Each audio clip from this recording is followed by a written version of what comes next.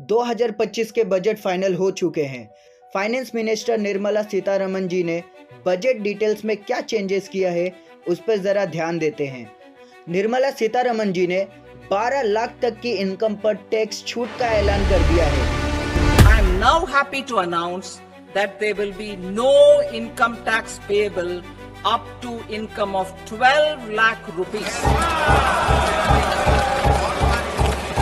पिछले साल का लिस्ट देखा जाए तो 3 लाख रुपए तक के इनकम पर कोई टैक्स नहीं था, मगर 3 से 7 लाख रुपए के इनकम पर 5% का टैक्स लागू था।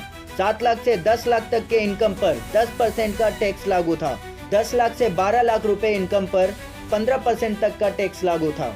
12 लाख से 15 लाख रुपए के इनकम पर 20% का टैक्स लागू था और 15 लाख के ऊपर इनकम वालों का उस पर 30% का टैक्स लागू था। मगर नए रिपोर्ट के नतीजे पर आए तो फिलहाल परसेंटेज पे ध्यान दे तो 4 लाख रुपए इनकम वालों को कोई टैक्स पे नहीं करना है, मगर 4 से 8 लाख रुपए पे इनकम वालों को 5% का टैक्स लागू होता है।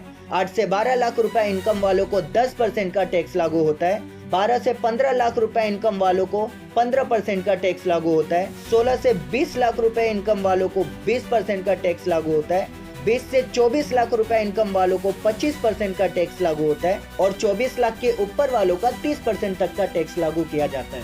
मगर यहाँ पर सबसे बड़ी बात यह है कि 12,75,000 इनकम वालों का टैक्स माफ किया गया है। 12,75,000 इनकम वालों को कोई टैक्स नहीं देना होगा। और साथ ही साथ कैंसर की दवा पर स्पीच देते हुए बोले कि कैंसर की दवा भी सस्ती की जाएगी और किसान क्रेडिट की सीमा बढ़ाकर 5 लाख तक की कर दी जाएगी। इससे 7.5 करोड़ किसानों और मछुआरों को फायदा मिलेगा।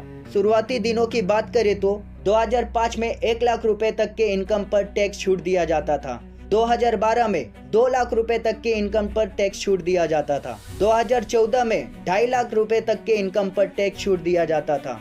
2019 में 5 लाख रुपए तक के इनकम पर टैक्स छूट दिया जाता था। 2023 में 7 लाख रुपए तक के इनकम पर टैक्स छूट दिया जाता था और अब 2025 में 12,75,000 के इनकम पर टैक्स छूट दिया जा रहा है।